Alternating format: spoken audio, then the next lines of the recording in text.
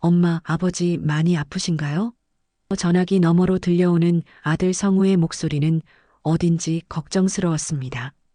이복자 할머니는 병원 복도에서 핸드폰을 꽉 쥐고 있었습니다. 응, 많이 아프시다. 강경변이래.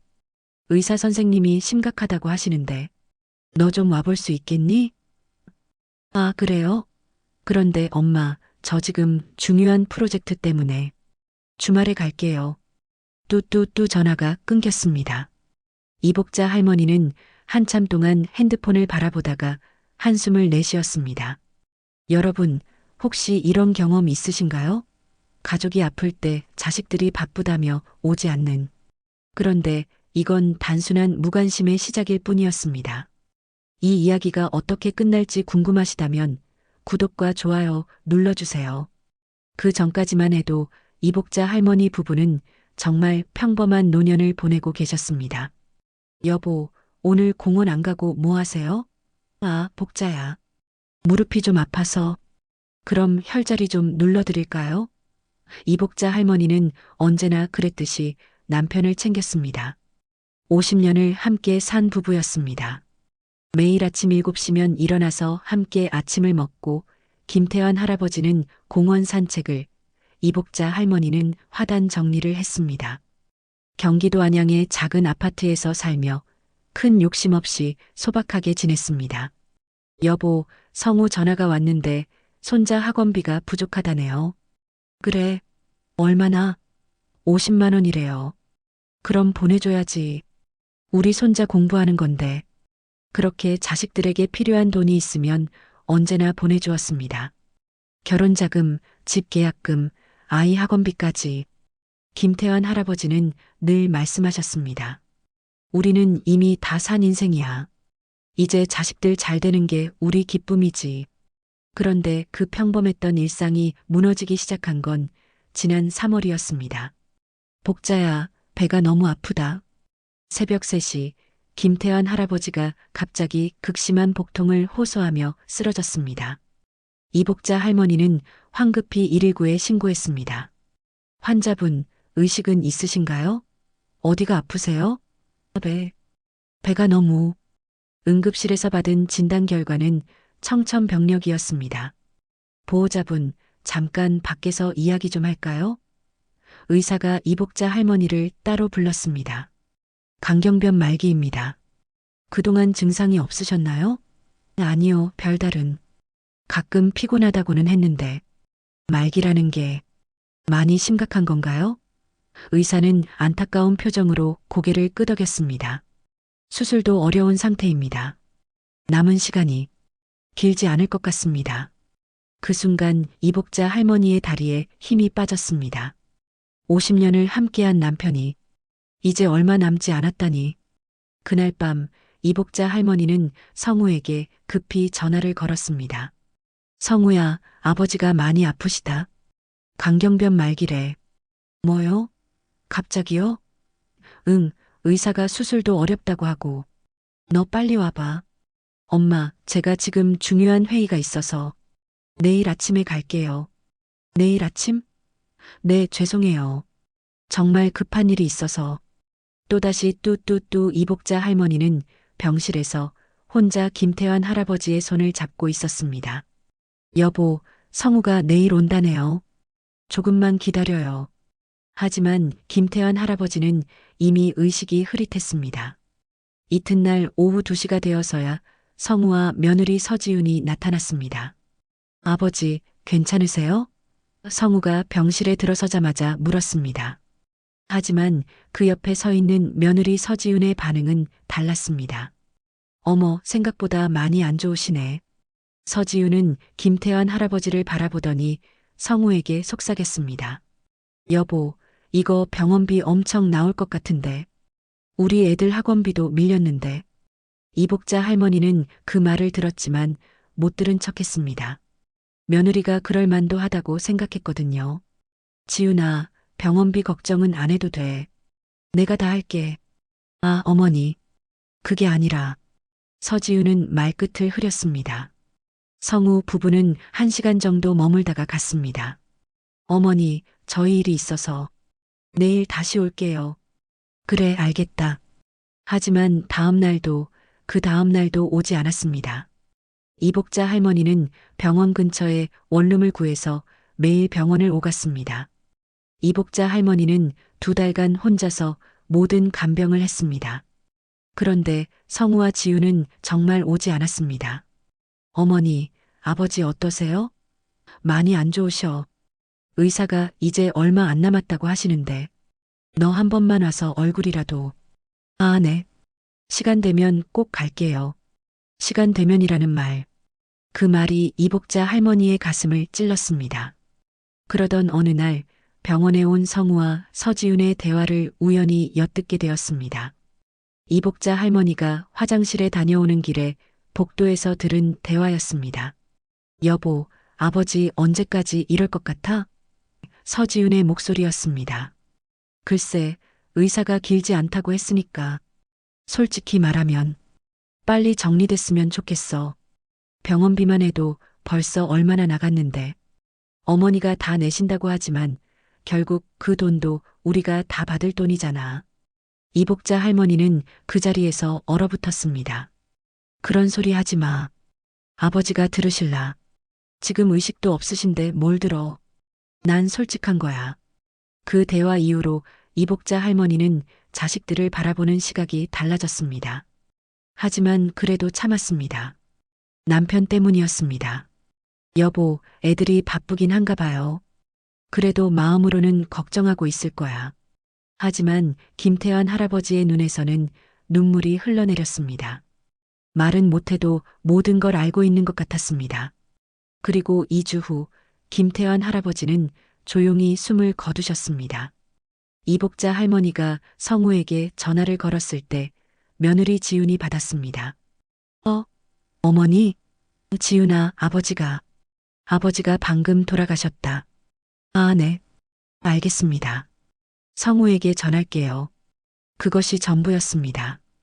위로의 말도 슬퍼하는 모습도 없었습니다. 이복자 할머니는 그때 깨달았습니다. 뭔가 크게 잘못되었다는 것을. 어머니, 병원비가 얼마나 나왔어요? 급히 달려온 성우가 첫마디로 꺼낸 말이었습니다. 남편을 잃은 슬픔도 잠시, 이복자 할머니는 아들의 말에 당황했습니다. 그게 왜? 아니, 정산을 해야 하잖아요. 아버지의 죽음보다 돈 계산이 먼저였습니다. 잠시 후 며느리 서지훈도 도착해 어머니, 고생 많으셨어요. 라며 형식적으로 인사했습니다. 그런데 서지훈의 다음 말이 이복자 할머니를 완전히 실망시켰습니다. 어머니, 장례식 절차는 제가 다 알아볼게요. 어머니는 많이 피곤하실 테니까 쉬세요. 그리고 혹시 통장이나 보험 증서 같은 거 어디 있는지 알려주세요. 제가 잘 알아보고 처리해 드릴게요. 남편이 죽은 지 1시간도 안 돼서 벌써 재산 정리 얘기를 하는 며느리. 이복자 할머니는 그 순간 깨달았습니다. 자식들에게는 아버지의 죽음조차 돈벌이의 기회였다는 것을. 응, 죽었어. 드디어 죽었네. 이 한마디가 50년 결혼 생활을 송두리째 무너뜨렸습니다. 이복자 할머니는 그날까지만 해도 이런 말을 듣게 될 줄 꿈에도 몰랐습니다. 장례식 첫날, 이복자 할머니는 새벽 5시부터 장례식장에 나와 있었습니다. 아주머니, 너무 일찍 오셨네요. 조문객은 9시부터 받으시는 거죠? 장례식장 직원이 물었습니다. 네, 그런데 좀 일찍 와서 남편 얼굴이라도 더 보고 싶어서. 이복자 할머니는 영정 앞에 앉아 김태환 할아버지의 사진을 바라봤습니다. 여보, 오늘부터 3일 동안 많은 사람들이 당신을 보러 올 거예요. 당신이 좋아하던 사람들 많이 올 테니까 기뻐해요. 9시가 되자 지훈이 검은 정장을 입고 나타났습니다. 겉보기에는 정중하고 예의 바른 며느리 같았습니다. 어머니, 저희가 조문객 안내할게요. 어머니는 많이 피곤하실 테니까 안쪽에서 쉬세요. 고맙다. 하지만 난 여기서 인사를 받겠다. 어머니, 정말 괜찮으세요? 저희가 다 할 수 있는데. 성우도 함께 말했습니다. 하지만 이복자 할머니는 자리를 지켰습니다.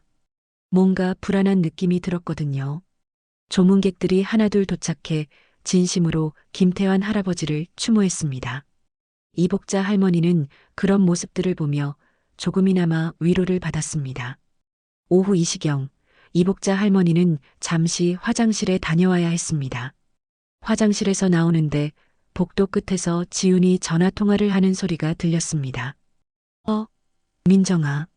응, 드디어 끝났어. 이복자 할머니는 발걸음을 멈췄습니다. 뭔가 이상한 느낌이 들어서요. 응, 죽었어. 드디어 죽었네. 그 순간 이복자 할머니의 온몸이 얼어붙었습니다. 드디어 죽었네라고?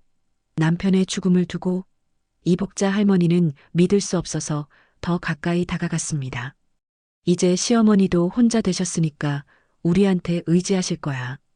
그럼 집 관리도 우리가 하게 되고 보험금이랑 예금 합치면 제법 될 것 같아. 아파트까지 팔면 한 10억은 넘을 거야. 이복자 할머니는 그 자리에서 다리가 휘청거렸습니다. 이복자 할머니는 급히 핸드폰을 꺼냈습니다. 평소 사용하던 음성 녹음 기능을 켰습니다. 지훈의 목소리가 계속 들렸습니다. 드디어 끝났네. 이 집, 이제 좀 숨통이 트이겠지. 시어머니는 착하신 분이야. 근데 솔직히 시아버지가 너무 오래 버티셔서 병원비만 해도 얼마나 나갔는지 몰라. 이복자 할머니는 녹음을 계속 진행했습니다. 증거가 필요했거든요. 우리 애도 이제 안심이야. 학원비 걱정도 없고 대학 등록금도 준비됐네. 그러게. 이제야 좀 살 것 같아. 이복자 할머니는 녹음을 멈추고 핸드폰을 확인했습니다. 2분 30초 분량이 고스란히 녹음되어 있었습니다. 그때 성우가 다른 곳에서 전화를 받는 모습이 보였습니다. 이복자 할머니는 조용히 다가가서 들었습니다. 응, 아버지 장례식 중이야. 응? 유산 얘기? 그거야 당연히. 아니야, 어머니는 건강하셔. 앞으로 10년은 더 사실 것 같은데. 좀 답답하긴 해. 이복자 할머니는 아들의 말에 더욱 충격받았습니다. 자신도 빨리 죽기를 바라고 있었던 겁니다. 집은 팔면 안 되지. 우리가 들어가서 살아야 해. 전세금으로 깔끔하게 정리하고. 성우가 전화를 끊고 돌아서다가 이복자 할머니와 마주쳤습니다. 아, 어머니, 괜찮으세요? 얼굴이 안 좋아 보이는데. 너도 그런 계산하고 있었니? 네. 무슨 말씀이세요? 유산 얘기, 집 얘기 말이야. 성우의 얼굴이 굳어졌습니다. 어머니, 그게 아니라. 친구가 물어봐서 그냥. 이복자 할머니는 더 이상 들을 필요가 없었습니다. 그날 저녁 조문이 끝나고 가족들만 남아있을 때였습니다. 이복자 할머니는 영정 앞에 혼자 앉아 있었습니다. 성우와 지우는 한쪽에서 조용히 이야기하고 있었는데 이복자 할머니의 귀에는 그들의 대화가 선명하게 들렸습니다. 여보, 어머니한테 언제 유언장 얘기 꺼낼까? 너무 성급하면 안 되지. 조금 더 기다리자. 그런데 혹시 어머니가 다른 생각하시면 어떡해? 재혼한다거나. 에이, 그런 일은 없을 거야. 근데 만약을 위해서 미리 얘기해 둘까? 그러게. 아파트 값도 많이 올랐던데. 팔면 얼마나 나올까? 이복자 할머니는 그 대화를 듣고 온몸이 떨렸습니다. 남편이 죽은 지 하루도 안 됐는데 벌써 유산 분배를 걱정하고 있었던 겁니다. 이복자 할머니는 핸드폰을 꺼내 오후에 녹음한 파일을 다시 들었습니다. 응, 죽었어. 드디어 죽었네. 서지훈의 목소리가 또렷하게 들렸습니다. 드디어 끝났네. 이 집, 이제 좀 숨통이 트이겠지. 이복자 할머니는 핸드폰을 꽉 움켜쥐었습니다. 50년을 함께 산 남편을 두고 드디어 죽었네라고 말하는 며느리, 그리고 그걸 듣고도 아무 말 안 하는 아지. 여보, 우리가 이런 대접 받을 일을 했나? 이복자 할머니는 영정 앞에서 조용히 울었습니다. 그날 밤 집으로 돌아간 이복자 할머니는 잠을 이룰 수 없었습니다. 지훈의 그 말이 계속 귓가에 맴돌았습니다. 드디어 죽었네. 새벽 3시 이복자 할머니는 서랍을 열었습니다. 그 안에는 몇 년 전에 작성해둔 유언장이 있었습니다. 김성우에게 안양 아파트와 예금 전액을 상속한다. 이복자 할머니는 그 유언장을 바라보며 생각했습니다. 이 재산을 저런 자식에게 줘야 하나? 그리고 결심했습니다. 유언장을 바꾸기로. 다음 날 아침 이복자 할머니는 오랜 친구인 박성의 변호사에게 전화를 걸었습니다. 성희야, 나 복자야. 유언장 수정하고 싶은데 언제 시간 되나? 응, 가능하지. 남편 일로 많이 힘들었을 텐데. 급한 일이야? 응, 급해. 어제 충격적인 일이 좀 있었어. 이복자 할머니는 핸드폰 속 녹음 파일을 바라봤습니다. 이제 이것이 그녀의 무기가 될 것이었습니다. 여보, 내가 약속할게. 당신을 그렇게 말한 애들한테는 절대 우리 재산 한 푼도 주지 않을 거야. 복자야, 이 녹음 파일. 정말 충격적이다. 변호사 박성희는 장례식 날 녹음한 파일을 듣고 말문이 막혔습니다. 며느리가 드디어 죽었네라고 한 그 충격적인 말을. 하지만 이복자 할머니에게는 더 놀라운 이야기가 남아 있었습니다. 장례식이 끝난 이틀 후 이복자 할머니는 오랜 친구인 박성희 변호사를 찾아갔습니다. 복자야, 얼굴이 많이 상했네. 남편 일로 많이 힘들었지. 성희야, 유언장 바꾸러 왔다. 박성희는 깜짝 놀랐습니다. 갑자기 왜? 혹시 성우와 무슨 일 있었어? 이복자 할머니는 차분히 말을 이어갔습니다. 성희야, 지훈이가 5년간 여러 핑계로 빌린 돈이 3천만 원이야. 처음엔 몰랐지만 성우도 작년부터 알고 있었어. 3천만 원? 그럼 성우는 모르는 거야? 처음 2년은 몰랐겠지. 하지만 작년부터는 알고 있었어. 이복자 할머니는 1년 전 있었던 일을 떠올렸습니다. 성우가 찾아온 날이었습니다. 어머니, 지훈이가 어머니께 돈을 많이 빌렸다던데. 아, 그게 너 알고 있었니? 최근에 알았어요. 어머니, 죄송합니다. 괜찮다. 가족끼리 뭘. 그런데 어머니, 사실은 저희가 지금 상황이 안 좋아서 당분간 갚기 어려울 것 같아요. 그럼 언제쯤 갚을 수 있겠니? 그때 성우가 한 말이 이복자 할머니를 충격에 빠뜨렸습니다. 어머니가 나중에 유산으로 정산하면 안 될까요? 어차피 저희가 받을 돈이니까. 그 말을 듣는 순간 이복자 할머니는 온몸이 얼어붙었습니다. 자기가 죽어야 빚을 정리하겠다는 아들. 그리고 그 순간부터 며느리의 태도가 더욱 차가워졌던 것입니다. 성희야, 그런데 나한테도 사실 비밀이 있어. 이복자 할머니의 표정이 달라졌습니다. 비밀? 내가 땅을 더 가지고 있어. 애들이 모르는. 박성희가 깜짝 놀랐습니다. 어디에?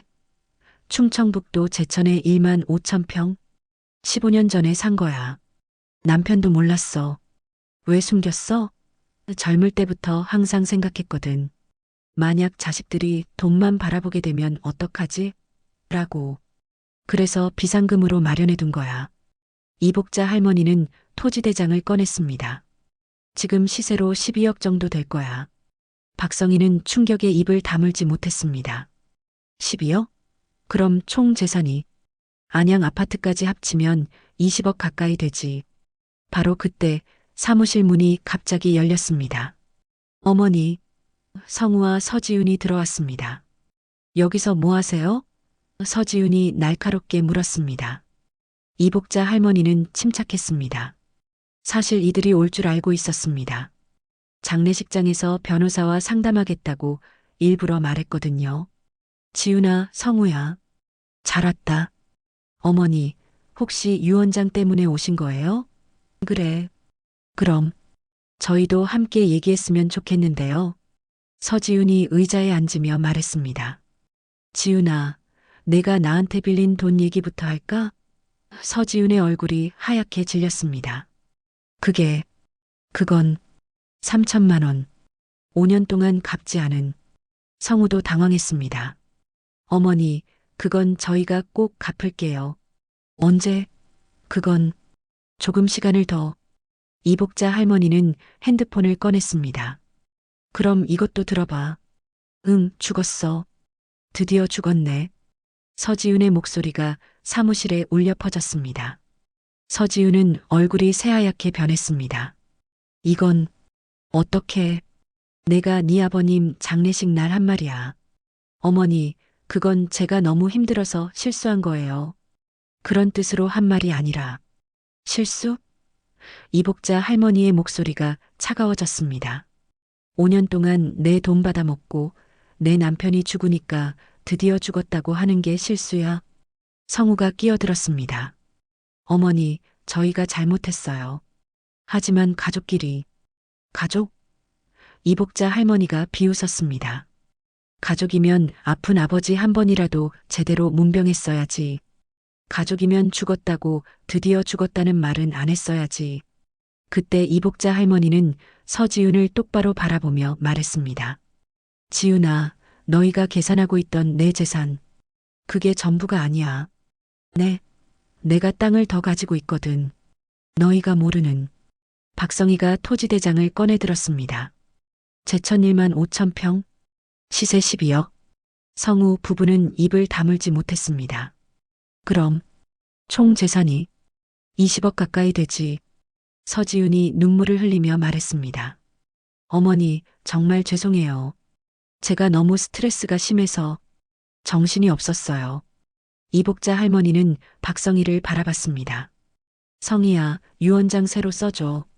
김성우와 그 가족은 상속에서 완전히 제외하고 모든 재산은 복지재단에 기부한다. 성우 부부는 깜짝 놀랐습니다. 어머니, 그럼 저희는, 너희는 이제 내 가족이 아니야. 이복자 할머니는 일어섰습니다. 네 아버님한테 했던 그 말들, 나는 평생 잊지 않을 거다. 하지만 이것으로 끝이 아니었습니다. 이복자 할머니에게는 더 놀라운 계획이 남아 있었거든요. 어머니, 정말로 모든 재산을 기부하실 건가요? 3개월 후 성우가 이복자 할머니 앞에서 무릎을 꿇었습니다. 하지만 이미 늦었습니다. 진짜 사이다는 이제부터였거든요. 태환아, 내가 약속 지켰어. 이제 편히 쉬어. 이복자 할머니가 유언장을 바꾼 지 한 달 후 정말 모든 일이 시작되었습니다. 박 변호사, 공증 완료됐지? 응, 그럼. 모든 재산을 사회복지재단과 아동교육재단에 각각 50%씩 기부한다고 정식 등록했어. 좋아. 그럼 이제 아파트 매매도 진행해야지. 이복자 할머니는 안양 아파트 매매를 의뢰했습니다. 50년을 살던 집이었지만 더 이상 미련이 없었습니다. 그런데 소문이 빠르게 퍼졌습니다. 동네 부동산에서 성우에게 연락이 간 것이죠. 성우 씨, 어머니 집이 매물로 나왔는데 혹시 아세요? 그날 오후 성우가 급하게 찾아왔습니다. 어머니, 집을 파신다고요? 그래. 왜 미리 얘기 안 해주세요? 저희가 살 수도 있는데. 너희가? 3천만 원도 못 갚는 너희가? 성우는 할 말이 없었습니다. 어머니, 제발. 다시 생각해 주세요. 저희가 정말 잘못했어요. 성우야, 늦었어. 이미 계약했다. 실제로 이복자 할머니는 집을 시세보다 조금 낮은 8억에 매매 계약했습니다. 빠른 거래를 위해서였죠. 8억요? 그럼 그 돈은 어떻게 하실 거예요? 기부한다. 성우의 얼굴이 새하얗게 변했습니다. 일주일 후 서지윤이 울면서 찾아왔습니다. 어머니, 정말 죄송해요. 제가 미쳤었어요. 그런 말을 할 사람이 아니었는데. 지윤아, 늦었어.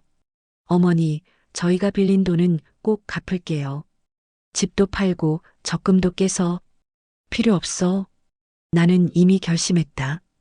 지윤은 계속 울었지만 이복자 할머니의 마음은 바뀌지 않았습니다. 어머니, 정말 한 번만 더 기회를 주세요. 제가 아버님 제사도 제대로 모실게요. 지금 와서? 그 다음 주 정말 놀라운 일이 벌어졌습니다. 복자야, 제천 땅 매매 문의가 왔어. 박성애 변호사가 전화를 걸었습니다. 얼마에? 18억. 근처에 대기업 물류창고가 들어선다고 해서 땅값이 폭등했어. 이복자 할머니는 깜짝 놀랐습니다. 12억으로 예상했던 땅이 18억이 된 것입니다. 좋아. 팔자. 이 소식이 성우 부부에게 전해지자 그들은 완전히 패닉 상태가 되었습니다. 18억? 어머니가 땅을 18억에 파셨다고?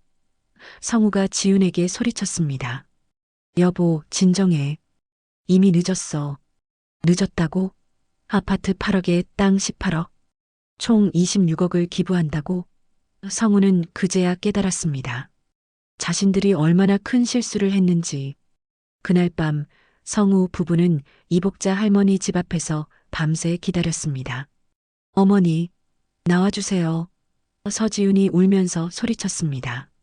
저희가 정말 잘못했어요. 제발 한 번만 기회를 주세요. 하지만 이복자 할머니는 문을 열지 않았습니다. 다음 날 아침 이복자 할머니가 문을 열고 나왔을 때 성우 부부가 무릎을 꿇고 있었습니다. 어머니, 정말 죄송합니다. 성우가 고개를 숙였습니다. 저희가 너무 잘못 생각했어요. 돈만 생각하고 아버지께도 어머니께도. 성우야, 이복자 할머니가 차분히 말했습니다. 네, 너희가 정말로 잘못했다고 생각하니? 네, 정말로요. 그럼 왜 아버지가 아플 때는 안 왔니? 왜 장례식에서 그런 말을 했니? 서지윤이 눈물을 흘리며 대답했습니다.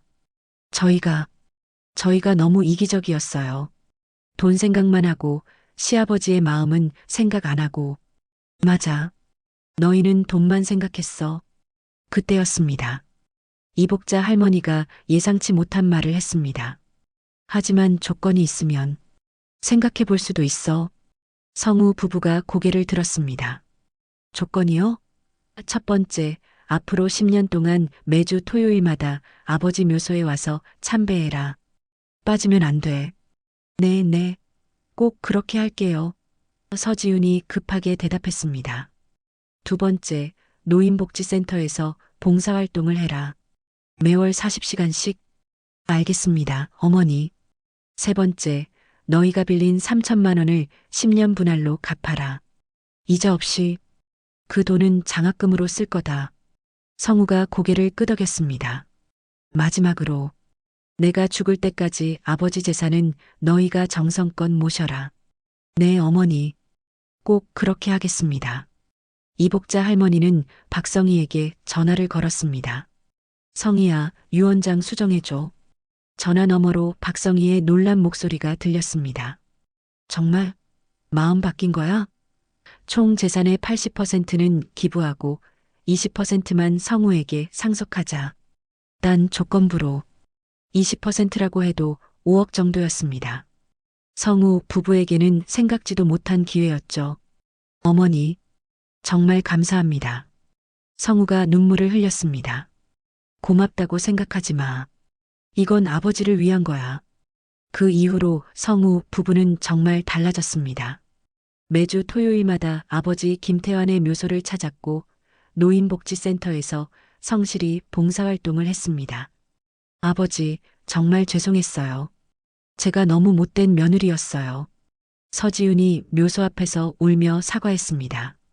이제라도 정신 차렸으니 용서해 주세요. 이복자 할머니는 그런 모습을 보며 조금씩 마음을 열기 시작했습니다. 6개월 후 이복자 할머니는 서울 근교 작은 아파트로 이사했습니다. 어머니, 저희랑 같이 사시죠. 성우가 제안했지만 이복자 할머니는 거절했습니다. 아니다. 나는 내 인생을 살 거야. 이복자 할머니는 새로운 삶을 시작했습니다. 복지센터에서 자원봉사를 하고 서예 동호회에도 가입했습니다. 여보, 나 이제 새로운 친구들도 생겼어. 당신 없이도 잘 살고 있어. 걱정 마. 매주 묘소를 찾아가서는 김태환 할아버지와 대화했습니다. 그리고 1년 후 정말 놀라운 일이 벌어졌습니다. 할머니, 손자 민수가 달려와서 이복자 할머니를 안았습니다. 민수야, 어떻게 여기까지? 아빠 엄마가 데려왔어요. 할머니 생신이라고.